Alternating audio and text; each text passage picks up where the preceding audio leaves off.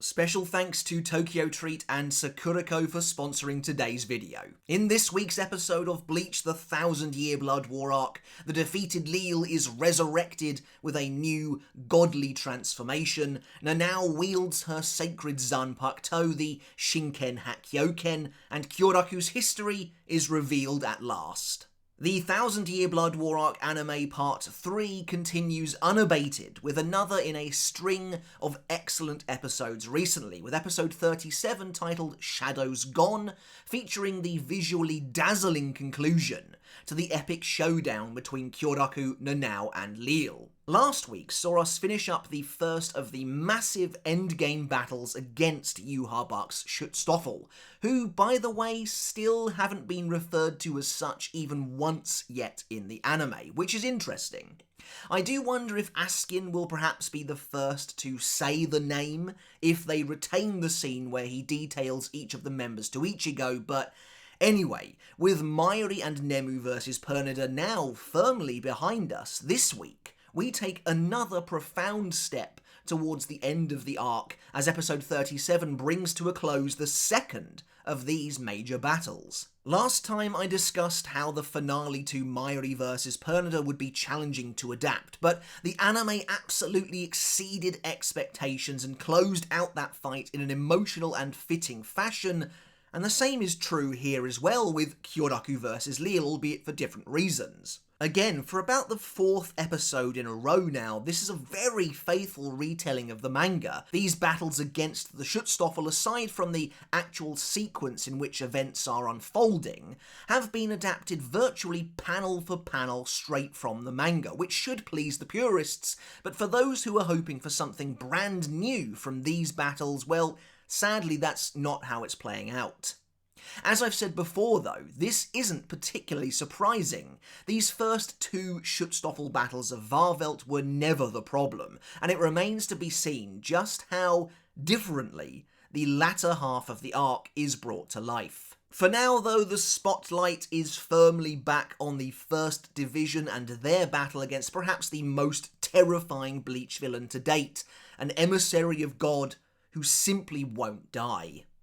So as we begin our in-depth spoiler review and discussion of the 1000-Year Blood War arc episode 37, Shadows Gone, as always I'll be looking at this episode from the perspective of someone who has read all of the 1000-Year Blood War arc, meaning there will be potential spoilers for the entire arc to follow as we take a look at this episode to see what it added, what it changed, and what it took away from the source material. However, before we get started on today's video, if you're not yet subscribed and you enjoyed this review, then make sure to hit that button now in order to stay up to date. It really does help out the channel, and I greatly appreciate the support on our journey to 300,000 subscribers. Let's begin the review then, and as always, we'll start by taking a look at what chapters are covered in this week's episode.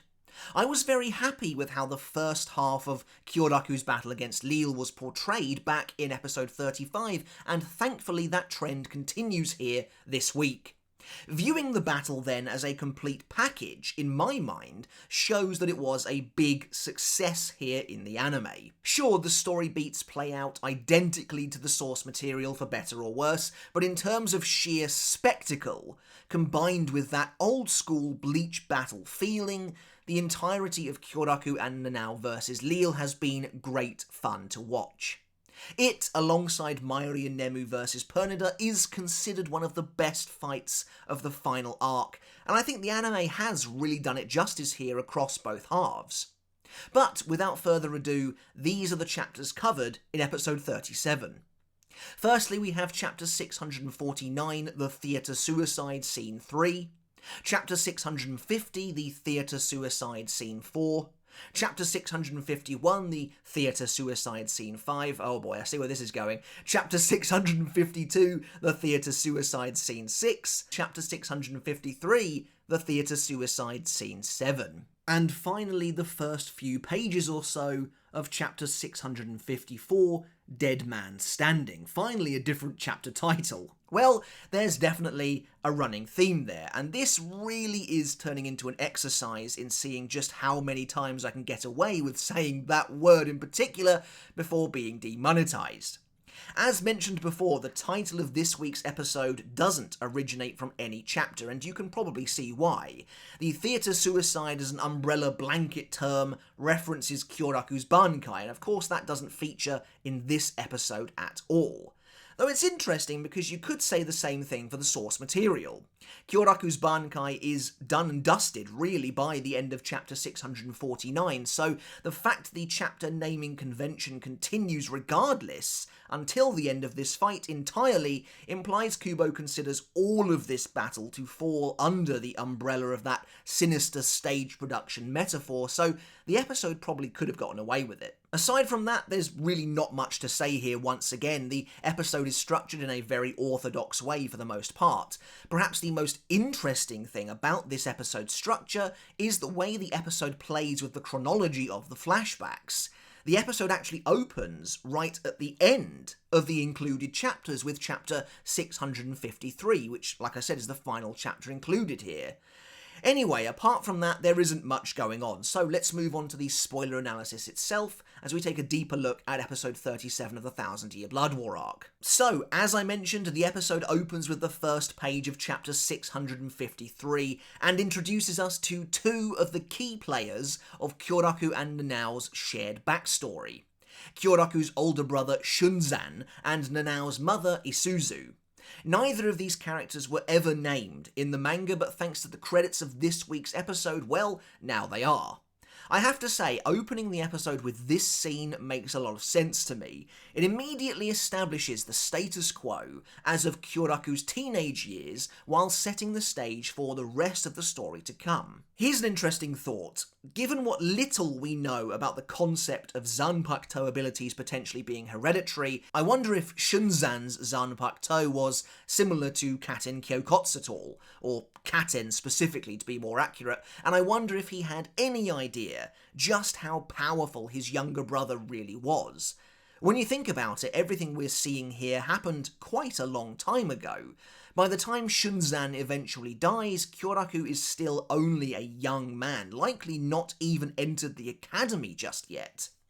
Also, is it just me, or does Shunzan look a lot like Ginjo? A slightly more angular version, but still Ginjo, or maybe even Ganju, all the same. But anyway, we are getting ahead of ourselves. Isuzu hands Shunzan one of her hairpins, while she keeps the other, telling him that she wants him to have one, as knowing he has something of hers, that they are each carrying one half of the same thing while he's off fighting hollows, gives her comfort.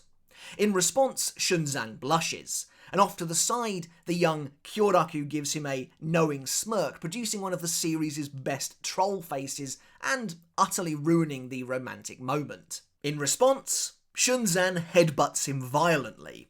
Isuzu laughs at their antics before getting up and leaving, and as Shunzan watches her go with a loving expression on his face, Kyoraku notes that Shunzan has mellowed out recently. Despite just receiving a smack in the face, Kyoraku seems to feel at ease around his older brother. And later we'll learn that Kyoraku and his brother didn't get on at all prior to his meeting Isuzu, and so perhaps Kyoraku never felt able to joke around him at all beforehand. Shunzan himself notes that he doesn't feel as though he's mellowed out, but if he has, it's Isuzu's kindness that's making him appear that way.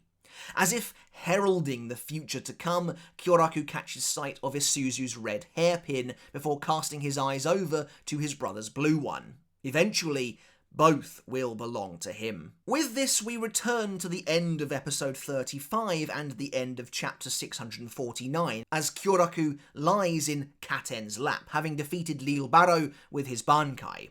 As he prepares to say something heartfelt to his Zanpakutō, the two are interrupted as a powerful emerald blast erupts from Kyoraku's stomach, towering into the sky as a brilliant pillar of light. Horrified, Katen looks down as the effect of the Bankai instantly vanishes around them while Kyoraku's eye widens in shock. This is a small point, but I actually think the anime does an excellent job of capturing the true terror on the head captain's face here.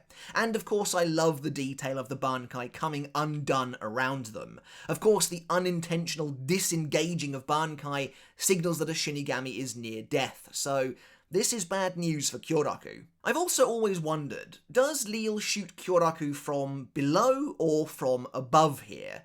Considering the last we saw of him, he was falling into the depths of the city far below, and he doesn't reappear in the sky until after he shoots Kyoraku, I'm kind of inclined to say he is shooting him from underneath, but I'm not entirely sure how that would work with the building and all. I guess since Lille can kind of phase in and out of things, maybe he's gone into the building, or maybe he is shooting him from above and simply hasn't materialised himself yet. It really doesn't matter. Anyway, after the opening, and actually, speaking of the opening, I wonder if next week Lille will now be in his second form in the opening.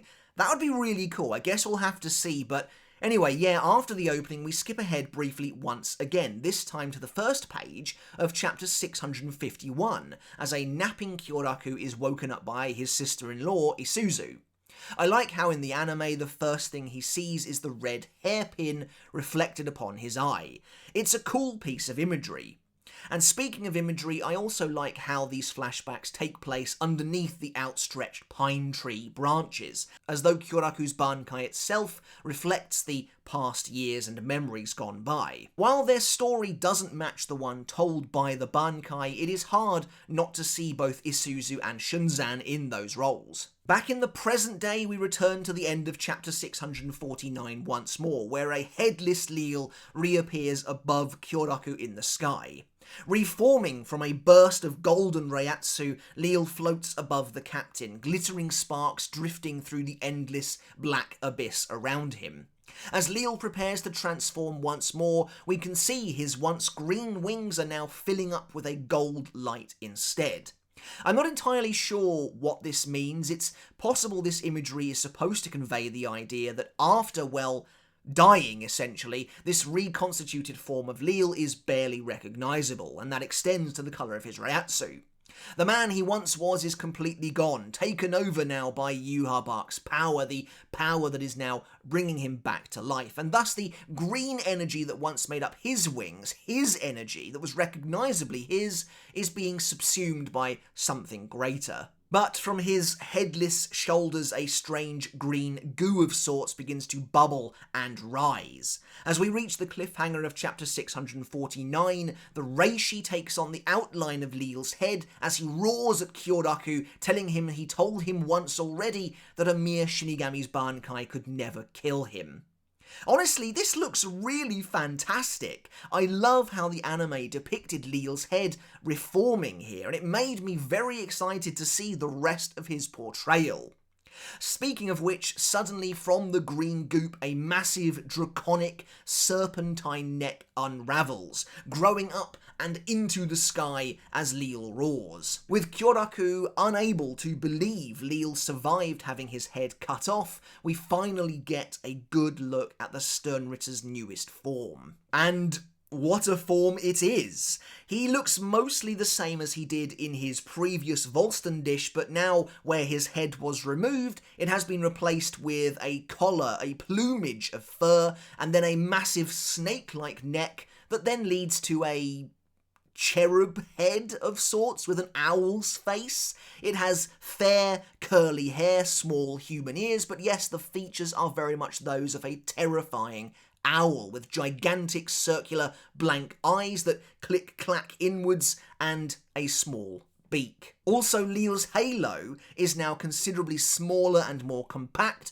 with some spikes jutting out of the sides of it. Now, back in the day, Lille's second form was pretty controversial for a number of reasons. For starters, people were disappointed that after waiting so long to see it, Kyoraku's Bankai didn't get the job done. Instead, his opponent inexplicably survived, despite suffering impossible, catastrophic injuries. Then there's the design itself. While I've always personally been something of a fan, which my older videos will attest to, there's no denying it is off-putting to some people. But perhaps even more contentious was the fact that Lille himself was seemingly completely gone. Nothing recognisable remained of the Sternritter that Kyoraku had previously been fighting. Not his appearance, not his personality. Now he was ranting and raving about sinners, something he simply hadn't done at all until this moment. So all of that is to say that I was definitely looking forward to seeing the anime's take on this form, and in my opinion, not only did they knock it out of the park, but they adapted this version of Lille pitch perfectly. I don't think there's really anything they could have done better here. Let's start with the obvious. He has gold wings and a gold halo. They did it. I don't know if at some point they decided that green maybe hadn't been the best choice or what, though ultimately I think it did work well for Lille's initial Vostendish, but Lille's final form has the godly golden look that we were hoping for that is just perfect for this angelic holy being. I love the fact that he's actually kind of breathing fire here too. Although this isn't something he ever really does again, it does add to the mythical imagery of the character. He is breathing fire in the manga too, though I always interpreted it as just a sort of stylized breath of air to accompany his new look and to make him appear more divine in the moment. Honestly, if this is the route Kubo decided to go down for Lille, then I kind of wish he committed and gave Pernida and Gerard a similar form. I guess it really is meant to make Lille stand out in comparison to the other Sternritter that were given powers by His Majesty specifically, and therefore it wouldn't include Pernida and Gerard, but it's always been a bit weird that the actual embodiments of Rayo himself don't become quite as holy in appearance, I guess you could say. But it does serve to make Lille, the leader of the Schutzstaffel, the first Quincy to receive a Schrift, unique at least. There's no doubt in my mind that Lille looks fantastic here in the episode. The click-clacking of his eyes as they open and close, the fiery breath, and of course his brand new voice that completely transforms the character even further. To be honest, in retrospect, it was unlikely that he was going to retain his original voice, considering just how dramatically his outward appearance changes, but the new voice does fit him extremely well. Lille is also drawn brilliantly in basically every shot we see him in, and I'm just really glad to see how he turned out. But as the newly transformed Lille hovers above Kyoraku, he tells the Captain Commander that he is invincible, he is immortal, and that as God's messenger, he is granted special privileges.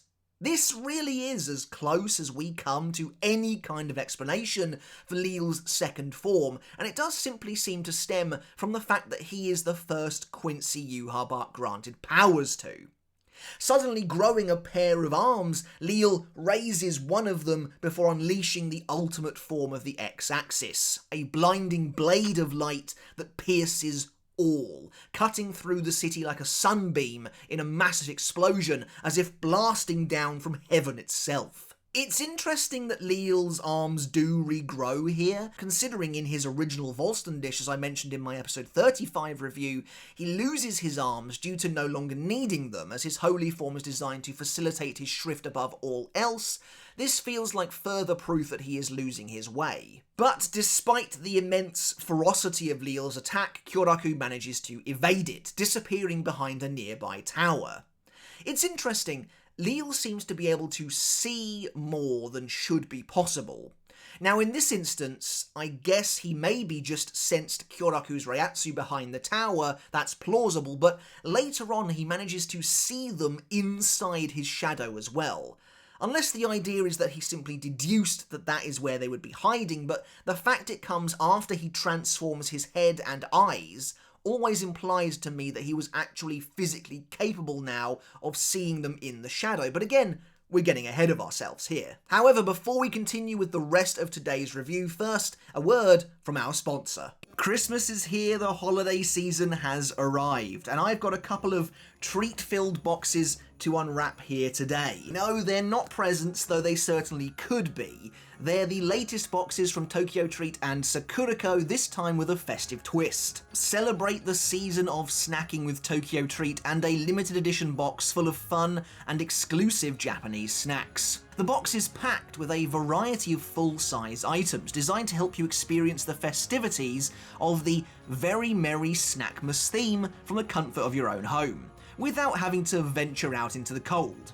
Experience the holidays in Japan with such treats as premium Ghana holiday chocolate truffles and mistletoe mochi donut gummies, to name a couple. Okay, we'll dispense with the too small hat for now while we have a rummage. These are the mistletoe donut mochi. We're going to try one of those. We have a choco pie. I feel like I nearly always have the chocolate stuff, but I have said before that I absolutely love chocolate, and 'tis the season, so we're doing another chocolate one. Right, an instant strawberry smell the moment we crack these open. Oh wow, they do actually look pretty cool. They look very unique. Along with the smell of strawberry, they do actually look like donut gummies, I guess. I'm not entirely sure what the mistletoe aspect is. They are very nice. That's very tasty. And of course, strawberry, ichigo, it's on brand. And then we have the choco pie. You can see the inner layer there. It looks exactly like it does on the packaging. It tastes a little bit like, we call them tea cakes here in the UK. Whatever your equivalent is, it tastes kind of like that. Meanwhile, Sakurako whisks you away to experience the holidays in snowy Hokkaido, with authentic artisanal snacks produced by some of Japan's finest local snack makers. The snacks this month have been specifically chosen to bring to life the warmth and essence of Hokkaido's magical winter festivities, delivering that experience direct to your door, with snacks including honey apple mochi, Mount Fuji senbei, and more. Of course, these snacks all pair wonderfully with the included Hokkaido Genmaicha tea, and this month's tableware item is the stunning Shonsui flower dish. As always, Sakurako coming in hot with the very aesthetically pleasing box design. Let's see what they've got in store. Butter. Okay, I really like this. This is the Mount Fuji senbei, I assume. That's kind of neat. I quite like that a lot. That's a lot of fun. You know what? We're going to crack into that right now. Very crispy, with a serious crunch. Now, this is a mighty big bag. Okay, these are Hokkaido milk manju. They are filled with a smooth white bean paste, and each soft bite apparently offers a gentle sweetness that is undeniably smooth. I'll give it to them. It's oddly creamy. To accompany your snacks, each box comes complete with a detailed booklet that tells you everything you need to know, from all-important allergen information to the history behind the month's chosen theme. But that's it for December's boxes. As always, I want to say a big thank you to Tokyo Treat and Sakurako for supporting the channel by sponsoring today's video. If you want to treat yourself or someone you know, perhaps as a Christmas gift, to one of these boxes, then make sure to follow the links down in the description and the pinned comment below, and use my code TOMO for $5 off your purchase. Thanks everyone, Merry Christmas, and enjoy. And so, back to the review. As Kyoraku takes refuge behind the tower, a concerned Katen speaks with him once more. There are a couple of points that I want to make about this scene. First and foremost, I love that On the Precipice of Defeat is playing in the background. Not only does it evoke the utmost nostalgia for the earliest days of Bleach, but of course it's very fitting in general, as that's where Kyoraku is currently teetering upon. Secondly, it's a bit of a shame that the anime didn't emphasise the huge pool of blood slowly surrounding Kyoraku as he sits slumped against the wall, though admittedly it is hard to see here in the manga too. But finally, as Katen tells Kyoraku that if the Bankai won't kill Lille, then there's nothing more she can do, and that he's done all he can, and no one will fault him for running away, she offers to help him escape, to carry him away, as he begins to gradually close his eyes. And am I the only one who thinks that she's telling Kyoraku that it's alright for him to, well, die here? To be honest, that's how I've always read this scene. It absolutely feels like Kyoraku is inches from death, and that the moment he closes his eyes, the moment he falls into that slumber and slips away, it's likely the end. He and Katen will both then depart the world together. That's why it's such a big deal that Nanao arrives when she does, and wakes him back up again as she quite literally pulls Kyoraku back from the brink. It's crazy stuff. That being said, I also imagine it's absolutely possible that the situation isn't quite that dire either.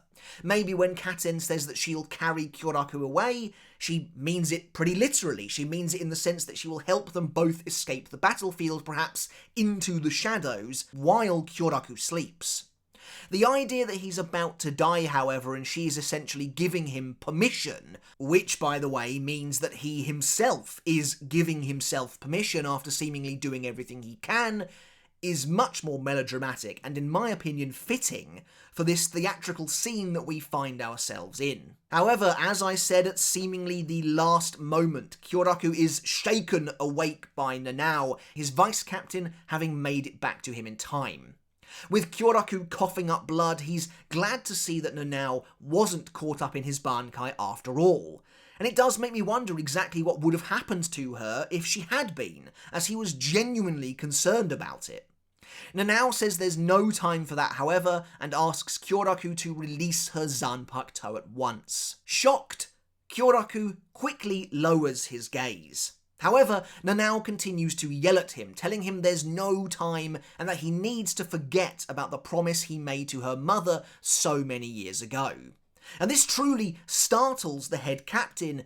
Clearly Nanao knows a lot more than she's let on for all these years. Before they can continue their discussion, however, a sinister figure looms behind Nanao as Lille reappears, noting that he thought it had become a bit noisy here, his giant gold wings shimmering in the pale light. Lille chastises Nanao for returning to the fight after Kyoraku did everything he could to get her to safety and condemns her as a sinner. Before Lille can strike, however, Kyoraku's spirit returns to him briefly and he glances up with a dark glare. Calling out the name Okyo, Kyoraku and Nanao both vanish as Lille lights up the battlefield once more, decimating an entire plethora of buildings in a tsunami of gold. In a cool moment, Lille, as this terrifying angelic dragon abomination, stands in the sky, surrounded on all sides by a tempestuous fire. His face gilded by the energy around him, Lille screeches that he's lost sight of them again and his eyes are getting dry. As he opens and closes his eyes repeatedly, Lille rages that constantly being forced to look at sinners makes his eyes dry out. Back in the day, I thought this was Kubo's way of foreshadowing Lille's eventual defeat, that it would have something to do with his eyes drying out and him not being able to see. And I guess in a way it kind of did. The fact he can't see does come into it, but only in the sense that he's being blinded by Nanao's sword. However, the camera pans to behind Lille, where we see his shadow being projected upon the tower wall. The truth is that Kyoraku and Nanao are hiding deep within the Quincy's shadow itself. Both the anime and the manga portray this in a similar way. The entrance to the shadow is depicted as a bright white silhouette of the person whose shadow they are in, which leaks light into the shadow itself. It's a weird concept, but one that I think is really cool, especially when you imagine this is what Kyoraku was seeing just before he stabbed Stark in the back. This is where he was. Now, this does bring up some questions. Does this technically mean everyone's shadow in Bleach is a potentially 3D occupiable space with its own little white light doorway?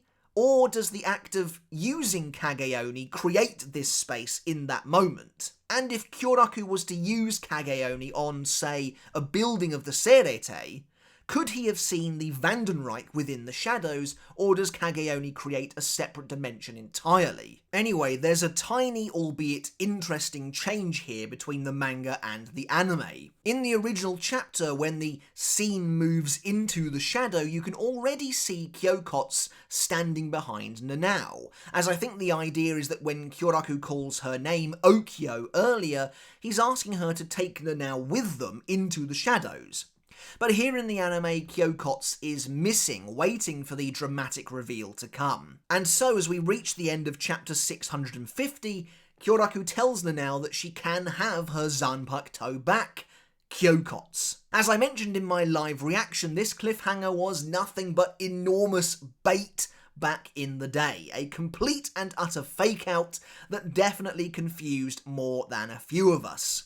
It seemed like, from the end of this chapter, that Nanao was about to start wielding Kyokotsu itself, but of course that isn't the case, and it always made me laugh the way Kubo immediately retracts it the moment we return to this scene in the following chapter. But speaking of the following chapter, well, we've already adapted the opening few pages, so instead we move on to Lille Barrow, who continues his search for Kyoraku and Nanao. It's here that Lille, in aid of his search, warps his head massively, transforming it into an elongated, flat, disc-like shape, which his eyes then freely travel around.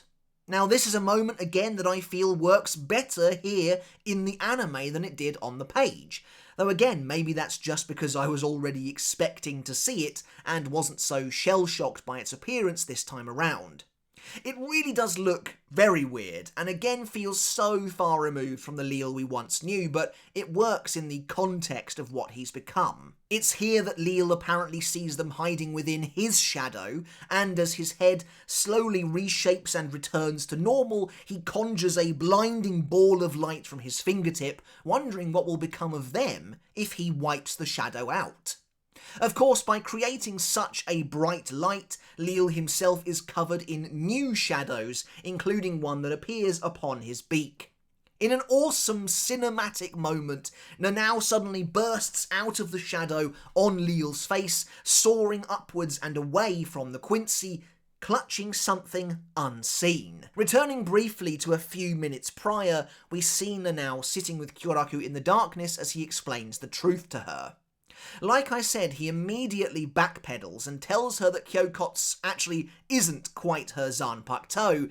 The truth is that Katen gave birth to Kyokotsu in order to hide Nanao's true Zanpakutō at her mother's behest. It makes sense that the anime would adapt all of this sequence exactly as was found in the manga. This is a detailed and somewhat convoluted explanation that covers a lot of ground, and so it feels like the anime followed Kubo's lead here. Kyoraku explains to Nanao that she comes from the matriarchal Issei clan, a family into which only women are born, and every man that marries into the family dies at a young age due to the supposed Issei curse. The same tragedy befell Isuzu and Shunzan. Not long after they were married, Kyoraku's older brother died as well. I really like the eerie depiction of the blood-red sky hanging above the pine trees. It absolutely feels like this story in some way influenced what form Kyoraku's Bankai might take in the future. Kyoraku notes that he never used to get on with Shunzan at all, but once Shunzan found Isuzu, he became a much kinder person, something shown in the opening of this episode. And sadly, that budding peace and tranquility was robbed from Kyoraku, leaving him nothing but the hairpins to remember them both by. After Shunzan died, Isuzu was forced to return to her family, as all Issei women inevitably do. Believing their family to be cursed, and that the curse was the result of their sacred inherited Zanpakutō, the Shinken Hakkyoken, Isuzu took action. Desperate to free Nanao from this fate, Isuzu gave the sword to the one person she could still trust in the Soul Society, Kyoraku himself. And time has passed a bit now. Kyoraku is a young man, and now in the Shinigami Academy. Also, I've just realised that because of that, Nanao is considerably older than she looks. Anyway, back in the present day, Nanao emerges from the shadow on Lille's face, and the Sternritter attempts to strike her with his orb of light. Carrying this mysterious object in her hands, Nanao defends herself with it, and the light blasts her backwards through the sky. After that explosion of power, the object's ornate wrappings begin to shred, slowly revealing the truth underneath. Back in the shadow, Nanao takes a hold of the sword in Kyoraku's outstretched hand. She notes that she knows he doesn't want her to have it, but she wonders if that's truly for her sake. What she means here is that while Kyoraku seems to be acting under the impression that he doesn't want her to be cursed, and in reality that's true, she also wonders if he's only keeping it from her because he cares about her and doesn't want to put her in danger, therefore upsetting himself. However, with determination etched into her face, Nanao decides to accept the curse, whatever it may be. Though it definitely seems to me as though she doesn't really believe in it. Then, with a warm smile, she tells Kyoraku that no matter what, she's confident that the man she admires would simply brush the idea of a curse off as nonsensical anyway. There was some talk back in the day about romantic undertones to this scene, but to be honest, I've never really bought it. I don't feel like that's what's being conveyed here at all. Like Nanao says, she simply looks up to and admires Kyoraku for who he is, and she knows how the man she admires would really feel about all of this, putting him at ease. I've said this a few times before over the years, so I won't belabour the point too much, but I'm not a huge fan of the Shinken Hakkyoken or the idea of the Issei clan curse. It definitely feels like it comes out of nowhere, and the idea of the curse itself feels like it was cooked up just to add a little drama to this sequence, to add some reason for deliberation on Kyoraku's part, and to try and explain why this sword has never been mentioned or been present before. Otherwise, he'd literally just give it to her, and that would be that. There'd be no real tension, no conflict or anything, and the battle would be over in a chapter. But the curse does feel contrived, and you feel that in the way the act of using the sword comes and goes really without a second thought. It's as though once Nanao has hold of the sword, the narrative need for the curse just evaporates. In the grand scheme of things, it really doesn't matter too much, and I do really like the actual backstory surrounding the family and Kyoraku themselves, generally speaking enough to kind of overlook how the Shinken Hakkyoken is both introduced and used anyway. It's funny, I've always kind of thought the backlash to the Shinken Hakkyoken could have been avoided by a simple switch-up. If you had had Nanao use the Shinken Hakkyoken against Lille's original Volstendish, splitting up his power but failing to kill him and allowing him to transform into this new unstable form, which is then killed by Kyoraku's Bankai for good, I kind of feel like people would have had far less of an issue, and Kyoraku's Bankai would have actually ended up working. And so, Kyoraku bestows the sword upon Nanao, and back in the midst of the battle we see Nanao skidding backwards across a rooftop after the initial clash with Lille, the ceremonial blade in her hands. As the wrappings disintegrate entirely, the sword gleams with a dazzling spectrum of light as it's revealed in full. I really like the anime's choice to go with a spookier music option here. Rather than unveiling the sword with a bombastic soundtrack to signal this epic pendulum swing, the anime is hammering home that this thing is unusual, even for the Soul Society, and it really lends it an air of strangeness. The effect of the light rays shooting off the mirrors is also really awesome. Now, I just released a video on the Shinken Hakkyoken earlier this week, and a few of you made an excellent point that I totally overlooked, to be honest, that the sword isn't actually reflecting Lille's godly light, but a manifestation of his power as a god in the form of a bright light that only he can see. And of course, that makes total sense. But what's interesting about this, though, is that Lille isn't really a god, but the Shinken Hakkyoken clearly deems his power to be as such. So does this mean the godly power the sword reflects is really Yhwach's, since Yhwach is the source of Lille's shrift, and as I've said before, apart from the Soul King, the closest thing to a god in Bleach? It's totally possible, and if that's the case, then I think the chances of the Shinken Hakkyoken actually being able to defeat Yhwach do in fact rise. But ultimately, the question I posed in that video is still a pertinent one to this discussion. What constitutes a god in the world of Bleach? Would transcendent Aizen's power be reflected back at him by the Shinken Hakkyoken, for example, or final Getsuga Tensho Ichigo? But with Lille blinded now by his own power, the sword shimmers brilliantly at him as of the start of chapter 652. I also love how disgusted he sounds by it as well, calling it a garish weapon, and the voice actor does an excellent job. But as Nanao takes the fight to the Quincy, she leaps towards him once more, the sword shining bright. We return to the past again, and I think there might be a small discrepancy here in the timeline. Earlier, Kyoraku notes that Isuzu devised a plan to rid herself of the sword to protect her unborn child from the curse, yet here we see her giving the sword to Kyoraku, and Nanao is already at least a few years old. Did she really wait that long after devising said plan? Perhaps it was because Kyoraku was still a teenager at the time and she didn't feel right giving him the sword when he was that young. Either way, Isuzu does give the sword to Kyoraku while a child Nanao eavesdrops on their conversation. A few years later, Kyoraku, now a fully fledged captain and wearing Isuzu's pink patterned kimono, arrives at the academy. First of all, it's great to get a really good look at the Shinigami Academy.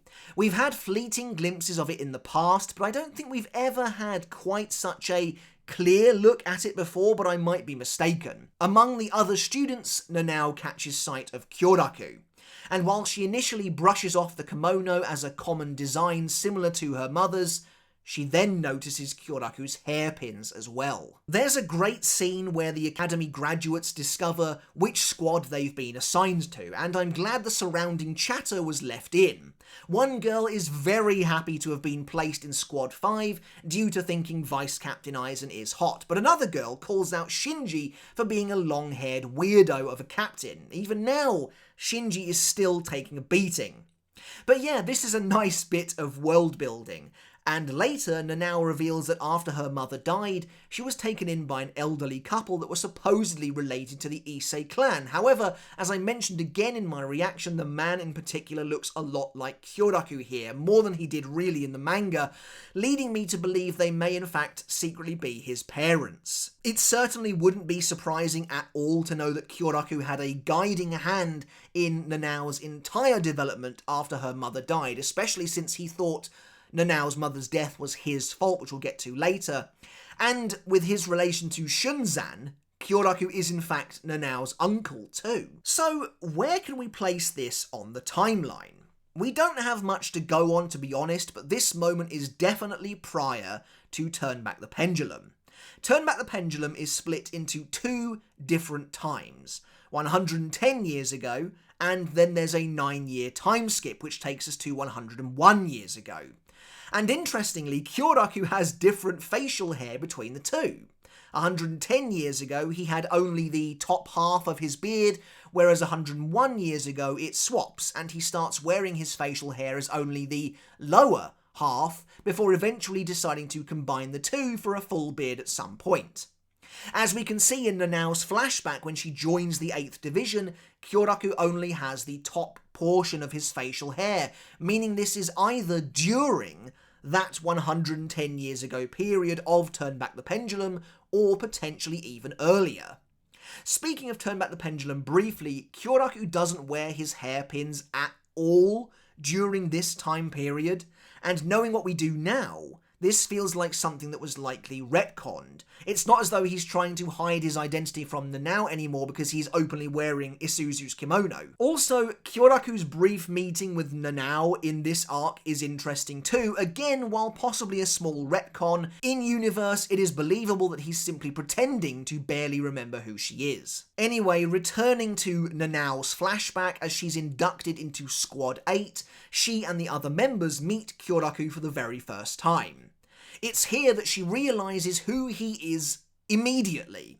Although he's tried to disguise himself by changing his kimono and removing his hairpins, the fact that those items are specifically gone simply alerts Nanao to his true identity. He is the same man that her mother entrusted the Zanpakutō to all those years ago. The episode begins to play the iconic Bleach track, Soundscape to Our Door here, and it works seriously well. Back in the present day, Nanao lunges for Lille with the Shinken Hakkyoken. Lille lifts his arm to block the strike, and as expected, because he can phase through weapons, the sword simply passes straight through it. However, as soon as the mirrors themselves make contact, Lille's hand explodes in a violent, surprising burst of glittering gold light. The mirrors have dispersed his power and scattered it, removing his hand entirely. And I love the anime's effect where it shows a stream of gold dust pouring from Lille's wound. It looks really fantastic and absolutely highlights just how inhuman and frankly otherworldly he's become in this new form. However, the attack sends Nanao flying downwards, and Lille, lifting his intact hand to the sky, begins to generate an enormous sphere of light above his head. I have to wonder, considering what Lille is now made up of, can he ever return to his base form again, considering he had to be decapitated to acquire this form in the first place, and considering now every time his body is broken up or injured it seems to actually be, well, being destroyed and replaced, of course, with the light within? I do kind of wonder if there is actually anything left of the original Lille. Can he return to that base form or not? But as we return to Kyoraku's lament beneath the dark curtain, I like the added detail that more light is streaming into the Shadow Realm itself thanks to Lille's new attack. Thinking to himself, Kyoraku recalls how he blamed himself for Isuzu's death. In the past, Ukitake tells a despondent Kyoraku that the Central 46 executed Nanao's mother for misplacing the sacred sword, when in reality she sequestered it away to Kyoraku for safekeeping. The Central 46 continues to prove why they are some of the most callous and ruthless beings in the Soul Society, but it also highlights the value and importance the Soul Society placed on the Shinken Hakkyoken itself. Also, in the manga, this was the final time we ever saw a new image of Ukitake. As far as the timeline goes, this is when the two of them have graduated the academy, but obviously haven't yet become captains. It's cool to see this moment, which was in the manga, with the added context of their time as friends in the academy that the anime gave us in Ukitake's new flashback from episode 29. Again, as the dying Shunzan hands Kyoraku his half of Isuzu's hairpins, Soundscape to Our Door really is the perfect track choice. Kyoraku finds himself constantly shouldering the burdens of those who pass away, of those who leave him with their most treasured belongings as they wait on the door to the next world. And it's true once you realise that almost his entire ensemble, which on the outside is supposed to portray this idea of a flowery, eccentric, flamboyant and jovial man, is a memento to someone that has died, save for perhaps his straw hat. Interestingly, back in chapter 515, in the immediate aftermath of Yamamoto's death, Kyoraku is seen wearing something around his neck. It appears to be a talisman of sorts, dangling above his chest on a thin piece of rope. And I don't believe it's ever been revealed what this actually is, but it's likely to be a memento of Yamamoto himself, otherwise why wear it then? And again, I just wanted to highlight how Kyoraku bears the scars of these past wounds on himself, carrying each of them beneath a veneer of perpetual comedy and cheer. It's only in the 1000-Year Blood War arc that the mask begins to fall away entirely. Even his own wound after being shot in the eye remains with him under his eye patch, almost certainly a conscious choice on his part, perhaps to emulate the struggle that his father figure felt after losing an arm, to understand a bit of what it was like to lead in that way. But as Kyoraku asks Nanao to help him lift the weight of the Shinken Hakkyoken from his shoulders once and for all, he emerges from her shadow behind her and takes a hold of the sword alongside, steadying her hand at the end of chapter 652. As the episode opened with the first few pages of chapter 653, we instead find ourselves back in the midst of the fray. After destroying Lille's hand, Nanao was sent barreling backwards, the sheer force of Lille's deflection flinging her violently down to a nearby building with a sickening thud. Despite wielding this sacred sword, Nanao quivers at the sheer sight of Lille. She's barely able to take hold of the hilt, she's shaking so much, and realises that she was injured in the earlier clash. There are deep cuts running along both of her legs, and fresh blood is pouring from the wounds. Theorising that it came from Lille's deflected light, Nanao suddenly realises just how much it actually hurts to be injured in battle. Frightened, her legs are rooted to the spot, and she instinctively begins to lower the blade. Again, I mentioned it in my reaction, but when this chapter initially came out, people were not kind to Nanao's character here, but in my opinion, this reaction of hers makes total sense. Kyoraku has sheltered her for years and kept her as far away from danger and battle as possible. Now, she's staring death in the face, really for the first time ever, and her captain is seemingly nowhere to be found. I think it's a totally reasonable reaction, to be honest. But of course, Kyoraku does arrive. Taking both her hand and the sword in his own, he helps to steady his vice-captain, to restore her resolve, and the two of them lift the blade upwards once more. From afar, we see Lille continuing to charge his ultimate strike, and it really does look incredible. It's reminiscent of when a Sternritter uses Sclaverai, but it doesn't appear to be the exact same thing. Instead, Lille is forming a massive, blinding orb in the air above him when he catches sight of Kyoraku's return. He zooms in with his eyes, which is a pretty funny visual, clicking his eyelids shut in order to see further ahead. I think I saw a comment left on my reaction that mentioned that this was supposed to be a reference to Lille's sniper scope, but I don't know, I can only really see a camera shutter here. Insulting Kyoraku for his apparent cowardice in hiding behind his vice-captain, Lille transforms the orb above him, the giant golden sphere of light taking the shape of an enormous angelic trumpet. And this is Lille's greatest ability, Trompete, which is a reference to the 7 trumpets found in the Book of Revelations, wherein angels sounded trumpets to herald the apocalypse, the end of all things. Again, this imagery really reinforces the idea that Lille is supposed to be a truly angelic being, as if descended from heaven itself, and I really do love this attack. It looks absolutely fantastic. I adore the little detail that the trumpet itself has what looks like a wing atop it, and as Kyoraku and Nanao brace themselves to take the attack head on, Lille blows the divine instrument, signalling his own doom. Blaring with a surprisingly high-pitched sound, Trompete utterly devastates the entire city, carving out a cavernous, gaping hole in the battleground and leaving absolutely nothing left. It's a little funny to me that characters reacted to Renji's Zyga Zeko from his battle with Uryu, but apparently no one is impressed by Lille's nuclear bomb going off that wipes out almost an entire arm of Varvelt.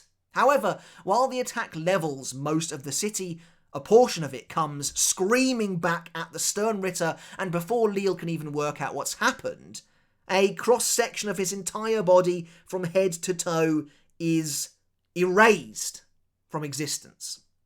Again, we get a good look at what he's made up of here, and it really is just a weird-looking golden light. Standing amidst the apocalyptic ruin, Nanao and Kyoraku hold firm, with Nanao having angled the entirety of Shinken Hakkyoken up at Lille, rebounding a portion of his incredible power back at him. As Lille slowly realises what's happened, his body begins to splinter and crack, breaking apart in a shower of gold shards. Again, I think this is a fantastic visual. The creeping fractures running along Lille's body resemble the Japanese art of kintsugi, and he muses with a light chuckle that he remembered Nanao saying something about reflecting God's power after all. Considering he actively recalls her saying this, it is a bit weird that he attacked her anyway. The likeliest explanation is just that he either didn't believe her initially or he was too arrogant, expecting his power to simply blow through whatever she was wielding. In the end, it brought this angel crashing back to Earth. The final shot of Lille's body exploding into pieces also looks wonderful. I mean, it's an absolute visual delight to behold what is ostensibly a colossal golden firework going off against the pitch black sky, raining glistening droplets of light down upon the world. The immense sea of light is of course meant to represent Lille's power, having been completely broken up, and it pours downwards like a thunderous storm of gold. But as Lille's enormous wings scatter on the wind, they too break apart, dissolving into hundreds of glittering gold feathers. Again, while I think this would have worked with the green colour, there is no denying the gold is far superior and more fitting. The episode comes to a close about where I expected it to, with Kyoraku and Nanao preparing to leave to rejoin the others, only for Kyoraku to collapse to the ground in exhaustion. As he looks up into the sky, Kyoraku admits that maybe they need to take a quick break first, before the episode comes to an end. It's a great place to finish things off this week, and like Mayuri before them, this is the last time we see Kyoraku and Nanao before the epilogue in the manga. Whether that's the case here in the anime or not, we'll have to wait and see. The poem for this week is perhaps a familiar one. Of course, it's Basby's poem from volume 69, and it's a poem I've always quite liked. It reads, "Bullet, claw, battle flag, short sword. With my fingers bent, I wait for you." Each of the 4 items Basby mentions references a different burner finger ability, running from burner fingers 1 through 4 in that order. Burner finger 3 representing a battle flag is definitely the most questionable one. Also, we haven't actually seen burner finger 3 yet in the anime, as the scene where it was used was cut, but we should see it used in the upcoming fight. Moving on, despite Kubo drawing Lille a death art this week, I'm not going to add him to the Sternritter in memoriam just yet. I am hoping that he has a more conclusive death here in the anime than he had in the manga, but I don't think we're done with this character just yet. And so, moving on then to some predictions for episode 38 titled Friend. I actually want to do a video probably next where I try and predict essentially the rest of the core to come, as it is confirmed now that we will have 14 episodes instead of the usual 13, which is very exciting. So there's no double feature this Saturday, it's next Saturday the 28th instead. But as for next episode, well, obviously the Friend saga is finally here, and I do kind of wonder just how much of the Friend saga we'll actually see. It feels to me like they could easily split it up into 2 episodes and give us loads of new content there. Regardless, there's probably going to be a lot of new content anyway, unless Core 3 ends up finishing later into the arc than we kind of thought it would. So there are a couple of things that I think are going to happen. Next week, I think we probably will start with chapter 654, which means that we will see Lille fall to the Soul Society far below. We'll see the return of Izuru Kira, and I think that's probably how the episode's going to begin.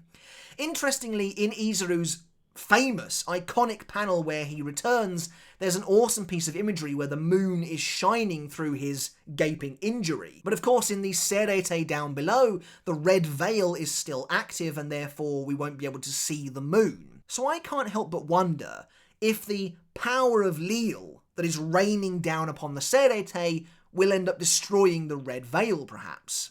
I don't know, I'm not entirely sure. Somehow Lille bursts through the Shakon Maku in pieces, so I could absolutely see that destroying the red sky, but I guess we'll have to see. As for Friend itself, like I said, it's hard to know really where it's going to end next week. We do have some preview images as always, but they don't really tell us an awful lot. Friend is only 4 chapters long after all, and I believe the images of teenage Basby and Hashwolf that we see in the preview images this week are from, I want to say, chapter 2, but I'm not entirely sure. But if that's the case, they could easily be splitting Friend in half between episode 38 and 39, which means we would get time, hopefully, for an expanded flashback. And that's one of the things I absolutely wanted the most from Core 3, to get more insight into the earliest days of the Sternritter.